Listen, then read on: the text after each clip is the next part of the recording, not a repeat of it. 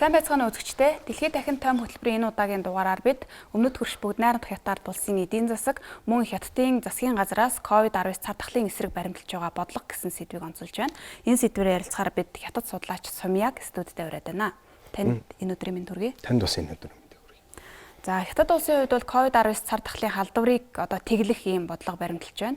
Энэ бодлогыг бол олон улсын хүрээнд нэлээд хатуу байна гэдэг өнцгөөс бас шүүмжлэлтэй хандж байгаа шиг байна. За судлаачийн өнцгөөс харахад хятад улсын энэ баримталж байгаа бодлого ямар байдлаар хэрэгжиж байна? Өнөөдрийн байдлаар хичнээн мужи хотуудад энэ ковидын эсрэг бодлого хэрэгжиж байгаа бай.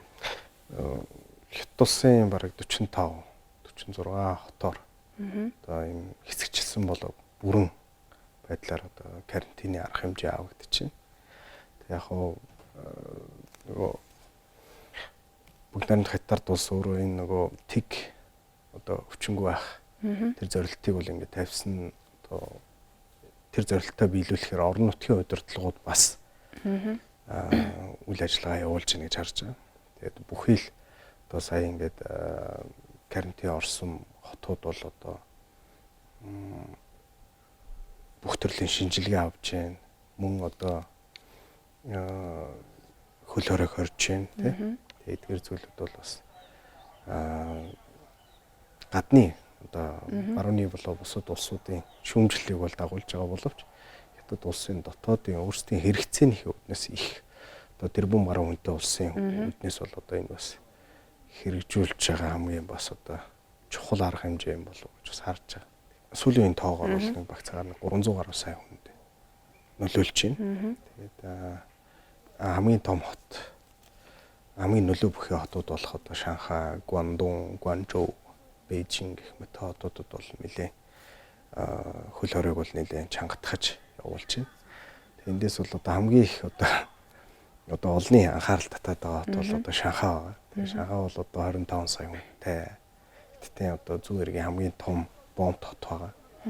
Тэгээ энэ хот бол бас хэдэн 7 хоногор тий карантин явуулж бас асуудлыг шийдэх гэж оролдож байна тий. Энэ нь хэр үр дүнтэй байгаа? Сүүлийн үеийн тоогоор бол нөгөө 20,000 даваад байсан өвчлөлийн тоо бол сүүлийн үед ойлгож байгаагаар бол 10,000 гаруй болж буурч байгаа. Тэгэхээр бол тодорхой хэмжээнд динамик байдлаар бол тэг зөксөлтийг тэг өвчин байлгах тэр нөхцөл байдлыг үр дүн харагдаж байна л гэж харагдаж байгаа юм л та энэ дээр бол.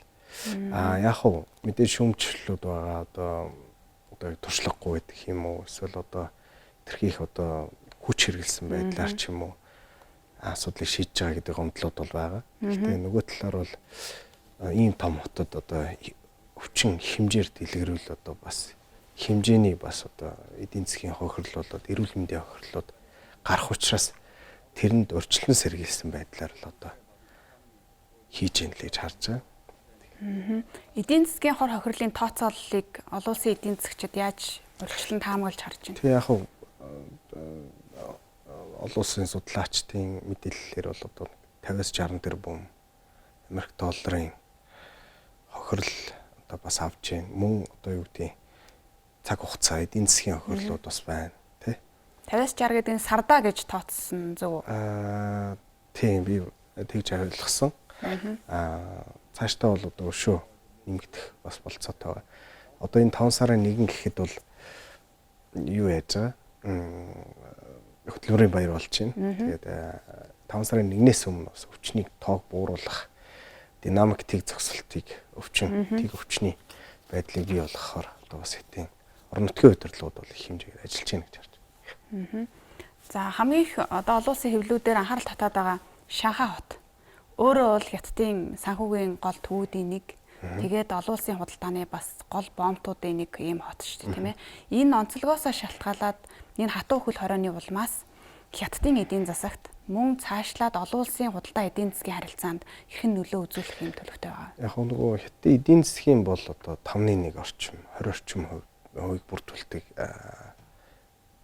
зүүн өмнөд нутгийн том эдийн засаг байгаа. Мөн бас хятадын гадаад ажилчдын гадаад иргэдийн оршин суудаг хамгийн их оршин суудаг том хот байгаа.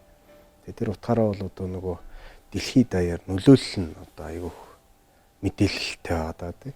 Одоо их хэмжээний гадаад ажилчид байдаг. Их хэмжээний гадаад ажилчид бас одоо ийм одоо томоохон хэмжээний хөл хориг бас эсэргүүцэж байна. А мөн бас одоо томоохон нөгөө хил дамсан томоохон корпорацуудын ажилчид бас үйл ажиллагаанд нь тий нөлөөлөл орж байна. Тэгэхээр бол эдгээр зүйлүүд бол дэлхийд даяар одоо эерэг болоод эсрэг мэдээллүүд одоо ингээд гарч байгаа юм л та. Тэгээд тэр утгаараа бол одоо явандаа бол одоо гайгүй болох байх. Гэхдээ өнөөдрийн нөхцөл байдалд бол одоо аль аль нь бас туршлагагүй. Асуудлууд бас хүндэрсэн тийм асуудлууд бол харагдаж байгаа. Гэхдээ аль аль талдаа шүүмжлэлтэй хандаад жишээ нь одоо Шанхай хотын дарга нар тодорхой хэмжээнд уучлахгүйсэн байгаа. Тэгээд асуудлыг одоо түргэн шуурхай шийдвэрлэнэ гэдэг талаар бас ярилцсан тиймэрхүү юмнууд байлаа. Хэрвээ энэ санхүүгийн том хотуудад хөл хорой цаашид урт хугацаанд үргэлжилвэл хятадын эдийн засагт ер нь хэр их хэмжээний алдагдал гарах вэ? Цаашид үргэлжлүүл гэж тооцвол тийм ээ. Одоо бол одоогийн 1 сарын хөл хорой бол нэг сардаа нэг тийм ээ 50-60 тэрбум Америк долларын хохирлыг хятадын эдийн засагт бол үзүүлэх нэ, нөлөөлөх нэ гэж Азийн болон барууны гол эдийн засгийн судалгааны байгууллагууд бол энэ таамаг гаргацсан. Хэрвээ энэ хөл хоройг ер нь цаашид хятадын зүгээс бол чангатгах гэж байна шүү дээ тийм ээ. Тэгэхээр тэгсэн нөхцөлд юу үүсэх вэ? Яг хоо энд бол олон шалтгаан бий. Тийм орон нутгийн удирдлагууд одоо төв засгийн газартаа бас нөгөө карьерийн одоо амлалтуудаа биелүүлэхийн тулд одоо энэ тодорхой хатуу арга хэмжээнүүд авч байна. Мөн одоо юу гэдгийг хятадын дотоодын улс төрийн нөхцөл байдал бас амаргүй болж байна. Одоо жишээ нь энэ оны намар одоо 11 сар авчимд одоо хятадын коммунист 20 дугаар хурал болно. Шинэ одоо 5 жилийн төлөвлөгөө эхэлсэн байна энэ жил жишээ нь. Тэ 14 дугаар 5 жилийн төлөвлөгөө. Гэвчлээ эдгээр зүйлүүд бол одоо нөгөө орон нутгийн удирдлагууд бол одоо томоохон дарамтууд учирч байгаа. Тэгээд тэр утгаараа бид нэр энэ одоо бэрхшээлүүдийг давахын тулд одоо сорилтуудыг давахын тулд одоо их хэмжээгээр ажиллаж байгаа л тийм юмнууд харагдаж байгаа. Мөн одоо юу гэдэг Шанхай мэтийн одоо ийм том хотуудад одоо ийм хөл хоройг одоо ингэж явах нь зөв үү буруу юу гэдэг дээр бол одоо нийгмийн олон шүүмжлэлүүд явж байгаа. Гэхдээ хэрвээ одоо Шанхайг ингээд бүр мөсөн одоо өвчнөөр халтвал өвчнөд ингээд одоо юу гэдгийг эслүүлвэл одоо бас хятадын эдийн засгт ямар ойр хохирол учрах вэ?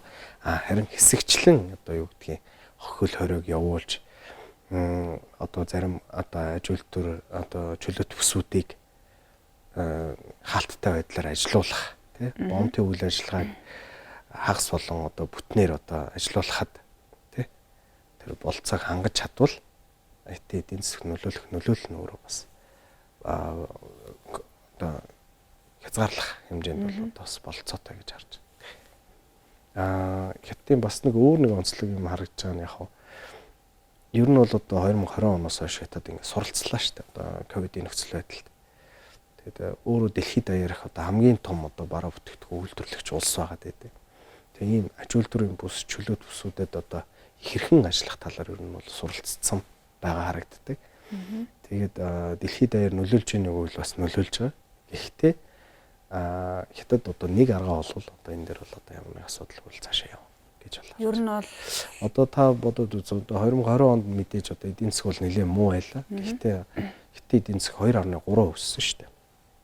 За 2021 онд хэдэн өссөн бэ гэхээр 8.1 өссөн баг.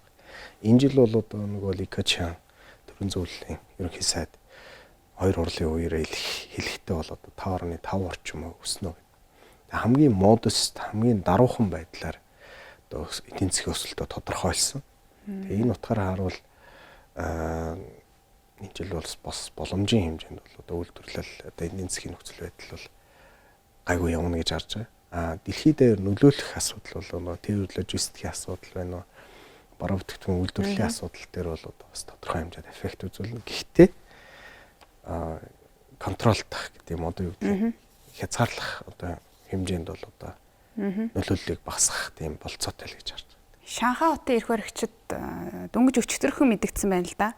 Энэ хөл хоройг хэрвээ одоо цар тахлын халдварын тоо хангалттай хэмжээнд буурахгүй бол цаашид хөл хоройг сунгаж чангатгах ийм бодолтой байна гэд мэдгдсэн байна. Тэгэхээр цаашдаа ер нь ганц Шанхайд инхүү бусад хотуудад, мужуудад ижил үргэлжлэх төлөв байна уу? Тэгээ ер нь бол Шанхай байгаа, Хятадын 120 хотын жилийн мужи байна. Бусад хотууд байна тий. Тэгээ ер нь бол одоо бусад хотууд бүгдээрээ л ер нь бол одоо хориг хязгаарлалтын түвшинд байна. Шанхай яагаад ийм онцлогтой байгаад байна вэ гэвэл олон улсын том хот учраас гадаад иргэд ихтэй, иргэдийн бас сэтгэхүй их задарсан байдалтай. Тэгээ хил ам ихтэй ч гэдэг юм. Мөнгө төгрөгөөр бүх асуудал шийдэгддэг. Тэгээ хүмүүсийн сэтгэл зүгээр бүх асуудал шийдэгддэг тийм хот учраас энэ дээр ингээд том нөлөөллүүд үзэгдлээд байгаа харагддаг. Хятадын бусад хотууд, мужууд бол ер нь харьцангуй гайгүй одоо юу гэдэг шинжилгээг одоо хэд дараалаад авчихсан тодорхой хэмжээнд буурч байгаа тийм юмнууд харагдаад. Тэгэхээр бол Шанхай хот бол одоо бас дараагийн арга хэмжээг авахд бол бас нэг тийм нөлөөлөл яах юм байгаа гэдэг нь бол цаг хугацааны л асуудал байна. Хятадын бусад мужууд бол ерөнхийдөө харьцангуй гайгүй. Хятадын удирдагчдын, өөрсдийн удирдагчдын, орон нутгийн удирдагчдын бас аясаар ажиллаж байна удаа гэж харж байна. Хятадд вакцинжуулалт ер нь ямар хувьтай байгаа вэ? Вакцинжуулалт бол одоо 2 тонгийн вакцинжуулалт 90-с дээш хувьтай болсон. Би зүгээр гаруй хүний 90-с дээш хувь. Тий. Энэ дээр нөгөө нэг одоо зүгээр одоо энэ өвчнийг багасгах эсвэл карантин багасгах хил бомбын ажиллагааг хэвэн болгох одоо ганц нөхцөл байдал над зүгээр ажиглаж байгаа зүйл бол одоо COVID-19-ыг одоо бүрэн эмчлэх болцоотой тийм эм тариа одоо юу гэдэг тийм одоо үйлдвэрлэл болчихвол одоо нөгөө Хятад бол одоо энэ тал дээр бол одоо харьцангуй хилэн онгойлгох иргэдийг чөлөөтэй зорчих тэр асуудал дээр бол одоо чөлөөтэй хандах тийм болцоотой болж байгаа юм болоо гэж харж байна. Тийм эм тариа Хятад дотооддоо үйлдвэрлэх юм уу? Гаргаж клиник туршилтуудыг бол хийж байгаа. Хэр сайн явцтай байгаа.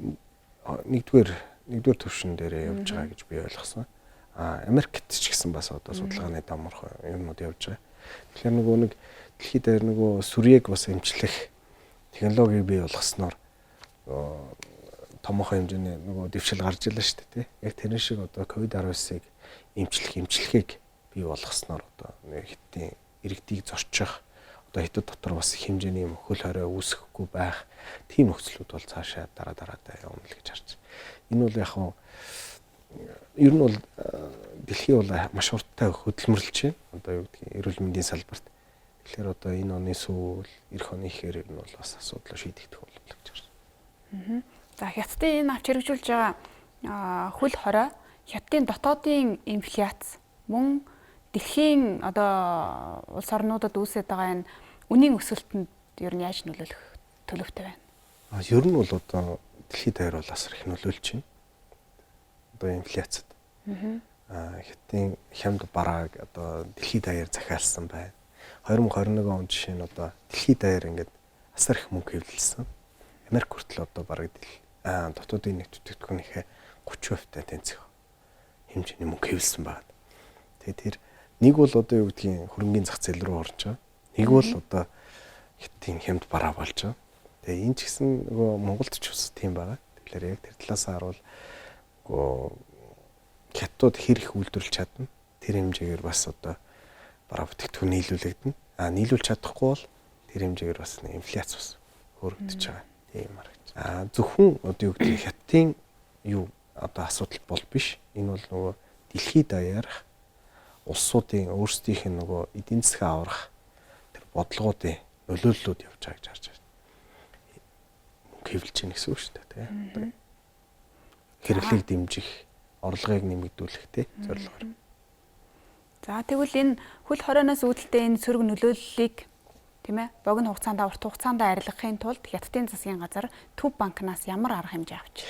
Зарим одоо юу гэдгийг банкудад шаарддаг байсан нөгөө заавал байлгах нөөц мөн бас одоо заавал байлгах хуудийг энэ төр бас бууруулсан байна. Тэгэхээр тэр утгаараа нөгөө эндээс суларсан мөнгөө тэр капиталууд зээл болон гарах тэр болцоог бол хангаж байгаа. Ер нь бол 2020 оноос хойш Хятад бол одоо энэ үйл ажиллагааг шатаратаагаар явуулсан. Тэгээд бас одоо эдийн засгаа аврах, одоо хувийн хвшлийг дэмжих тэр үйл ажиллагаануудыг бол бас их хэмжээгээр үйл ажиллагаанд явуулсан байна. Хятадын ардын банк бол бас тодорхой хэмжээний арга хэмжээнүүдийг авч байгаа. За Хятад улс Монгол улсын хувьд бол одоо худалдааны гол харилцагч орн тийм ээ. Тэгэхээр Хятадд үүссэн энэ одоо нөхцөл байдал хөл хорой цаашаа ингээд сунжраад байсан нөхцөлд Монгол улстай хийж байгаа худалдаанд хэрхэн нөлөөлөх вэ? Одоогийн байгаа байдлаас одоо бид богино хугацаанд гарах боломж ер нь хэр нааштай харагдчих. Яг нөгөө Хятадын аж үйлдвэрчсэн арьяануудад одоо энэ одоо хүндрэлүүд бий болж штэ тийм. Тэгэхээр бол одоо Монгол улсад нөлөөлөх нь дэлхийд дахин нөлөөлнө. Бид одоо цаашдаа яах вэ гэвэл одоо юу гэдэг Хятадын нөхцөл байдал, дотоодын нөхцөл байдал өөрөө бас эрэг тал руугаа хандвал тэгээд бидэнд бас нөлөөлөх болцоонууд байгаа. Тийм л юм харагдаж. Тэгэхээр бол одоо юу гэдэг бид Монгол улсаас хамаараагүй зүйл бол бас Хятад болж ийн л гэсэн үг л дээ. За энэ сарын ихээр Монгол улсын гадаад харилцааны сайд Хятадын гадаад харилцааны сайд Ван Итэй утсаар ярьсан. Энэ үеэр юу яригдсан бэ? Энэ хил нэгдэх хэсгээр тийм ээ худалдааныхаа харилцааг өргөжүүлэх тал дээр ер нь яригдсан зүйлүүд нь юу аа? Яг 4 сарын 8-ны тэр гадаад хэргийн сайд Батцэг Хятадын төрийн зөвлөлийн гишүүн гадаад хэргийн сайд Ван Итэй ярилцсан утсаар ярьсан. Тэнд нэг хоёр асуудал ярьсан зүйл харагдаж байгаа зүгээр. Нэг нь бол одоо хил бомтын асуудлыг хэрхэн шийдэх вэ? Гарцыг яаж нэмэгдүүлэх вэ? Монголын экспортыг хэрхэн одоо хүлээж авах вэ гэдэг тал руу явсан. Нөгөөх нь болохоор одоо Монгол улсын ерөнхийлөгч одоо боо форумд одоо захимаар оролцох талаар бас ярилцсан юм зүйл байх шүү. Тэгэд мөн одоо 4 сарын 21-22-нд болж өнгөрсөн боо форумд бол одоо Монгол улсын ерөнхийлөгч бас захимаар оролцсон байна шүү дээ. Тэгээ нэгдүгээр асуудал болох нөгөө экспорт нэмэгдүүлэх хил гайлын бомтын асуудал дээр бас Хятадын тал бол нааштай хариу мэдээлэлүүд өгсөн байгаа. Тэгээ энэ талаас харуул удахгүй тий бас тодорхой хэмжээний шийдлүүд гарах тийм одоо ярилцаарууд явсан гэж ойлгож байна. За Монгол улсын ерөнхийлөгчийн Боогийн форумд хэлсэн одоо ямар үг хэлсэн бэ? Ямар байр суурь илэрхийлсэн бэ? Яг би бол бас тодорхой бас хараагүй. Гэхдээ миний ойлгож байгаагаар мэдж байгаагаар бол нэг ойролцоогоор Монгол улс транзит улс болох хэрэгтэй тий. Ази Европыг холбосон транзит улс болох хэрэгтэй. Мөн одоо дэлхийд даяар бас нэгний ойлгож бас одоо тий эдийн засаг нийгмийн асуудлууд дээр дэмжлэг үзүүлэх хэрэгтэй гэдэг санааг бол ерөнхийлөгч одоо хөлсөх илэрхийлсэн гэж ойлгож байна. Боогийн форумд Хятадын дарга Ши Жинпиний илэрхийлсэн байр суурь ер нь олон улсад ямар утгатай, ямар агуулгатай уншигдж байгаа вэ?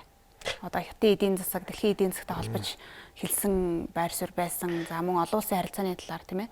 Тэгээ нөгөө Боо форум дээр Ши Жинпин дарга дэлхийн аюулгүй байдлын санаачлаг гэдгийг бас зарласан байна. Энэ дээр бол одоо юу гэдэг нь дэлхий бүүнээр аюулгүй байх хэрэгтэй шүү. Нэг их одоо дотоод хэрэгт оролцохгүй байх хэрэгтэй энэ төр гэдэг санааг илэрхийлж байгаа. Энэ дээр бол одоо бас олон улсууд бас одоо анхааралтай ажиллаж байгаа. Хятадын байр суурь. Ер нь бол Хятадын байр суурь бол илүү инхтэй байна ч тий. Тэгээд нэгний хүндэтгсэн тийм харилцааг сонгоод байгаа юм л да тий. Хүсээд байгаа. Тэр зүйлээ илэрхийлээд байгаа гэж ойлгож байгаа. Эдийн засгийн талаар юу гэсэн бэ? Эдийн засгийн талаар бол одоо ер нь бол эдийн засаг боломжийн хөгжих хэвээр одоо юу гэдгийг нэг юм хамгаалах тийм бодлогууд бас одоо бас их хэмжээгээр явах хэрэггүй юм шүү гэдэг санааг илэрхийлээд байна гэж ойлгосон. Сүүлийн үед Хятадын гадаад бодлого бас их сонирхолтой болж ирж байгаа шиг байна. Ялангуяа Хятадаас Африк руу чиглэсэн, Латин Америк руу чиглэсэн, Төв Аз руу чиглэсэн эдийн засаг хөрөнгө оруулалтын бодлого хүчтэй явж байна. За сүүлийн үед бас Афганистанд Талибан хөдөлгөөн Афганы төрийн эрхийг авснаас хойш бас Хятад Афганы харилцаа өөр шатанд гарах нь үү гэдэг ийм прогноз бас олон улсын түвшинд харагдаж байна. Энэ дээр хамгийн сүүлийн одоо үеийн мэдээллүүдээ хуваалцвал. Та бүхэн мэдж байгаа нь тий 2 орл 3 сард болдог тий. Энэ дээр бол маяг бас нөгөө хэвлэлийн хорлоод энэ дээр бол өөрийгөө илэрхийлж байгаа. Сүүлийн хэдэн жилд бол одоо ер нь Хятадын гадаад бодлого бол илүү хөгжиж буй орн руу чиглэсэн тийм бодлогод явуулж гисэн. Жишээ нь одоо оюун байнга альчлаа тий. Одоо шинэ альчлалуудаа дандаа Африкийн орнуудаас эхэлдэг болсон баг жишээ нь. Энэ жил ч гэсэн бас тэрийг бас хэрэгжүүлсэн тий. Эхний орнууд Африкийн даваа орноор альчсан байгаа. Тэрний дараа оцсон улсууд дээр дандаа хөрөнгө оруулалтын гэрээнүүд байгуулж ирсэн. Тэдний төрийн өмчт компаниуд бас гэрээнүүд байгуулж ирсэн. Жишээ нь одоо засгийн ордууд дээр ажилласан байх жишээ нь Конгогийн тийм байх жишээ нь. Тэгээ ерөөсөө л одоо Африкт одоо хэрхэн хамтарч ажиллаж болох вэ гэдэг талаасаа бол одоо хэдийн засгийн газар их хэмжээний одоо бодлогын чиглэлүүд явдаг ус. Ши Жинпинг хүртэл одоо Африк хятадын форум дээр одоо тодорхой хэмжээний өгнүүд хэлсэн байх жишээ нь тий. Улс төрийн дэмжлэгүүд байнга үзүүлж яадаг. Тийм болсон баг. Бусад бүс нутаг дээр. Латин Америкаар бас явж байгаа шиг байсан тий. Тийм Латин Америкаар бас явсан. Ер нь бол хөгжиж буй орнууд руу л чиглээд байдаг. Энэ бодлого нь ер нь нөгөө бүс ба замтайгаа холбоотой явж байна уу? Бүс ба замтай холбоотой. Мөн нөгөө талаараа бол хятадын одоо томоохон зах зээл гэж харж байгаа. Латин Америк бол одоо Африкийг. Тэгээ мөн нөгөө хятадтай найрсаг харилцаатай. Тэгээ энэ талаасаа бол одоо хэмжээний болцоотой. Одоо хятадын бараа бүтээгдэхүүн тэнд экспортлох болцоотой байна. Мөнх хямд ажиллах хүчтэй байна. Эдгээр хүмүүсийг бас ажиллаж тодорхой хэмжээний үйлдвэрлэлүүдийг явуулах. Мөн уул уурхайн баялагтай улсууд байна. Уул уурхайн баялагийг нь бас одоо хятад ашиглах. Тийм зорилгоор бас эднэрт харилцаж байгаа гэж ойлгож байгаа. За сүүлийн үед бас Америкийн нэгдсэн улс Аз номхон далайн бүс нутаг тийм ээ. Энэтхэг номхон далайн бүс нутагт чиглэсэн ийм гадаад бодлогоо идэвхжүүлж байна л да. Үүнийг олон улсын судлаачид бол одоо хятадын энэ Аз номхон далай дах өргөжин тэлэлтийн эсрэг үүнийг хязгаарлах зорилготой гэж ингэж үзэж байгаа. Хятад улс өөрөө үүн дээр ямар байр суурьтай байна? Хятад улс энэ дээр бол одоо бас харзалсан одоо бас ажигласан тийм байр суурьтай гэж зүгээс харж байгаа. Томоохон хэмжээний респонс үйл одоо хариу үйлдэл энэ бол үзүүлсэн юм байхгүй. Гэхдээ улс төрийн хэмжээд одоо юу гэдгийг тухайн бүс нутгийн улс орнуудтай найрсаг харилцаа айлчлалуудыг давтамжийг нэмэгдүүлэх, улс төрийн болоод эдийн засгийн харилцаануудыг идэвхжүүлэх тийм үйл ажиллагаанд бол байнга болж байгаа. Энэ дээр жишээ нь одоо 3 сард гэхэд одоо Маягийн энэтхэгтэй харилцаа бас одоо сайжруулах. Мөн одоо нөгөө докламын одоо хилийн маргаантай бүсээс хойш энэтхэгтэй харилцааг сайжруулахаар одоо анхны алхмуудаа хийсэн баг жишээ нь. Маягийн тэгтээ 4 улсаар альчилсан. Тухайн альчлалаар бол эхлээд бол Пакистанаар альчилсан. Тэгээ Афганаар альчилсан. Тэгээд энэтхэгтэй альчлаа. Тэгээ Непалыг буцсан баг. Тэгэхээр эндээс харуул бас их нюансууд харагддаг. Одоо юу гэдгийг Пакистан хятадын харилцаа бол одоо маш бат бөх харилцаа байдаг гэдгийг одоо байнга илэрхийлж яадаг. Тэгээ мөн энэтхэгтэй харилцаанд ч бас одоо эдгээр улсуудын харилцаа бас их нөлөөлж яадаг учраас эдгээр харилцаануудыг бас их анхаарч яадаг. Тэгээ мөн Афганы асуудал бас одоо өнгөрсөн жилээс хойш нэлээд хурцтмал байна.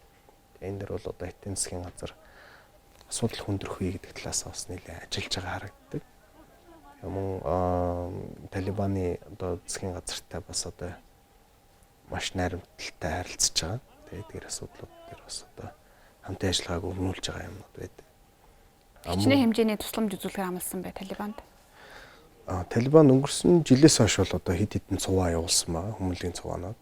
Яг энэ дээр тодорхой тоонууд бол бас зарим зүйл дээр илэрхийлсэн юмнууд байгаа. Зарим дээр илэрхийлэг байгаа. Тэгэхээр бас нэгдсэн тоо баримтуудыг би бас хэлэхэд бас төвөгтэй. За Украиний нөхцөл байдлаас шалтгаалаад сүүлийн үед бол одоо Оросын холбооны улсын эрчим хүчний импортоос татгалзах байр суурь баруунд бол давмгайлж байна. Ийм нөхцөлд Оросын эрчим хүчний экспорт Хятад улс руу илүү давмгай чиглэх болов уу гэж олон улсын шинжээчд бас таамаглаж үзэж байна л да. Судлаач таны хувьд үүн дээр ямар судалгааны мэдээлэлтэй байгаа?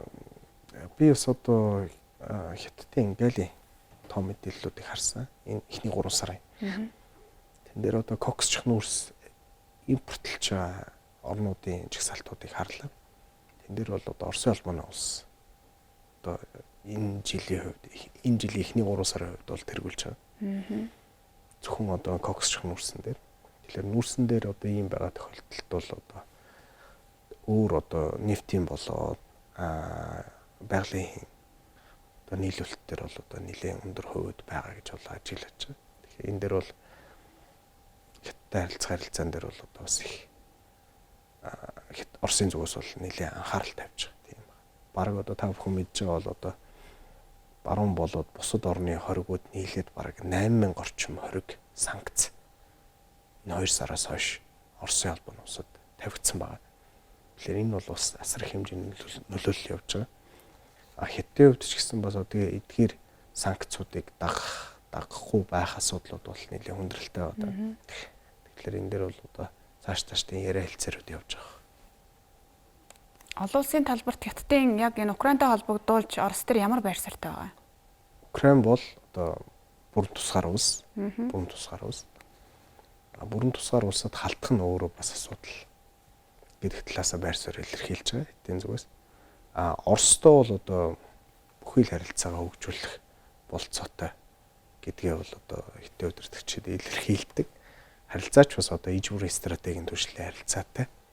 Тэгэхээр энэ дээр бол одоо аль аль асуудалд одоо хүндрэлийг авчрахгүй Хятад бас өөр дээрээ гал авахгүйгээр асуудлыг шийдэх сонирхолтойгоо илэрхийлж байгаа гэж харж байна.